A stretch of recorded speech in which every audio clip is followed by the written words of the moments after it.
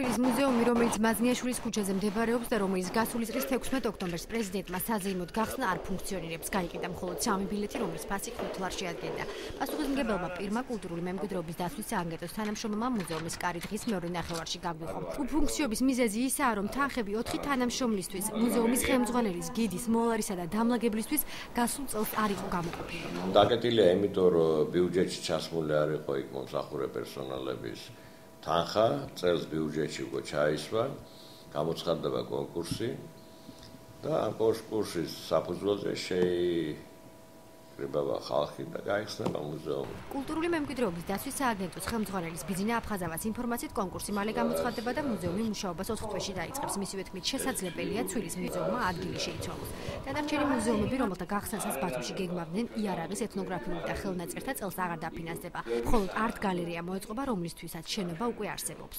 ეს არის ვარაუდის დონეზე, შეიძლება შეიცვალოს, შეიძლება არ შეიცვალოს. რომელიმე მუზეუმს გახსნათ, მაგრამ წელს გვინდა გახსნათ გალერეა, არტ გალერეა, რომელიც იქნება ქალაქის ცენტრში და მოემსახურება, სადაც შეიძლება გამოფენების გაკეთება ბათუმელ მხატვრებს, ბათუმელ ფოტოგრაფებს, არა მარტო ბათუმელ, თბილისიდან, უცხოეთიდან.